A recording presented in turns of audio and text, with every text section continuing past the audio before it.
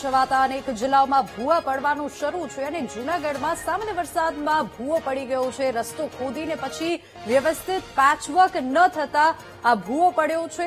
રસ્તા વચ્ચે પડેલા ભૂવામાં બાઇક ચાલક ખાબક્યો અને બાઇક ખાડામાં ફસાઈ જતા બાઇક ચાલક ગંભીર રીતે ઇજાગ્રસ્ત થયા છે. તંત્રના પાપે સામાન્ય લોકોને ભોગવવી પડી રહી છે હાલાકી.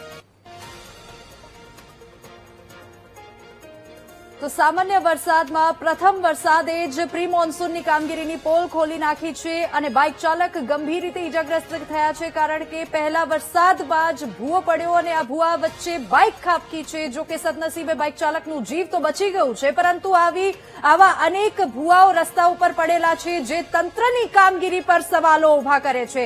વધુ વિગતો સાથે સંવાદદાતા જય આપણી સાથે ફોન લાઈન પર જોડાઈ ગયા છે. જય, રસ્તો ખોદીને પેચવર્ક ન થતા ભૂવો પડ્યો છે અને પહેલા વરસાદે જ તંત્રની પોલ ખોલી નાખી છે. જય જી, ચોક્કસથી જણાવી દો કે જે જૂનાગઢમાં ગઈકાલે જે વરસાદ વરસ્યો છે, વરસાદ વરસવાને લઈ જે અનેક વિસ્તારો છે કે જેમાં ભૂવા પડ્યા છે, આ નગરપાલિકા જે મહાનગરપાલિકા છે તેની પોલ સત્ય આવી છે. કેમ કે જે પ્રી મોન્સૂનની જે કામગીરી કરવાની છે, રોડ રસ્તા જે રિપેર કરવાના હોય છે, તેને લઈ પ્રજાએ પણ જે અનેક વાર અવાજ ઉઠાવ્યા છે, કોંગ્રેસે પણ અનેક વખત જે અવાજો ઉઠાવ્યા છે, છતાં પણ જે આ ઘોર નિંદ્રામાં મહાનગરપાલિકા સૂતી હોય તેવું દ્રશ્ય સામે આવ્યા છે. કેમ કે જે કામગીરી કરવાની હોય છે તે કરવામાં નથી આવી, ફક્ત કાગળ ઉપર થઈ હોય તેવું સામે આવ્યું છે.